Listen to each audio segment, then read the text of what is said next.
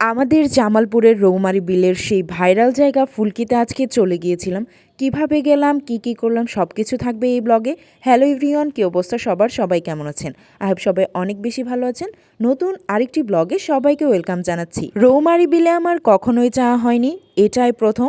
তো আমরা জামালপুর থেকে একটি রিক্সা নিয়ে নিই। রিক্সা দিয়ে ঘুরতে আমার অনেক বেশি ভালো লাগে। এই জায়গাটা জামালপুর শহর থেকে দূরে হওয়া সত্ত্বেও আমরা রিক্সা নিয়েছিলাম যেন রিল্যাক্সে যেতে পারি। তো এটা হচ্ছে রৌমারী বিলে যাওয়ার রাস্তাটা। বর্তমানে রৌমারী বিলের সৌন্দর্য এই রাস্তাটা, কারণ দুই পাশেই সরিষা ফুল আর সরিষা ফুল।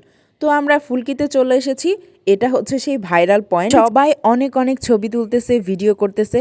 অ্যাকচুয়ালি এটা হচ্ছে মূলত একটা প্রত্যন্ত অঞ্চলে ছোট্ট একটি রেস্টুরেন্ট টাইপ, যেখানে আপনি খাবারগুলো পাবেন। ছোট্ট একটি জায়গা, কিন্তু তাদের ডেকোরেশনটা ছবিতে দেখে অনেক বেশি ভালো লাগে। আমার ভিডিওতে খেয়াল করলেই বুঝতে পারবেন এই জায়গাটা কতটুকু ছোট। তো এখানে মূলত তারা খাবার প্রোভাইড করে থাকে, কিন্তু আশেপাশে গ্রাম অঞ্চলের এত মানুষ সন্ধ্যার দিকে চলে আসে, এখানে আপনি পা ফেলার জায়গা পর্যন্ত পাবেন না।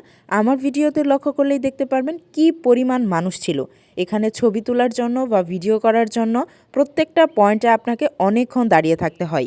আপনি যদি আমার মতো শুধু এটা দেখার জন্য জামালপুর থেকে গিয়ে থাকেন, খুবই হতাশ হবেন। তবে তাদের আশেপাশে যদি আপনার বাসা হয়ে থাকে তাহলে ঘুরে আসতে পারেন। জায়গাটা বেশ সুন্দর, ছোট্ট একটি জায়গা, সন্ধ্যায় স্ন্যাক্স বা বন্ধু বান্ধবের সাথে আড্ডা দেওয়ার জন্য পারফেক্ট। তো আমরা জায়গা যেহেতু পাইনি, তাই আমরা খুব দ্রুতই সেখান থেকে চলে এসেছি। অ্যাকচুয়ালি আমার এত বেশি ক্রাউড ভালো লাগে না। আমি ভেবেছিলাম হয়তো ছোট্ট একটি জায়গা হবে, খুব সুন্দর পরিবেশ হবে, একদম রিল্যাক্স ফিল হবে, কিন্তু এখানে এত বেশি ক্রাউড ছিল, গিয়ে আরও বেশি মন খারাপ হয়েছে।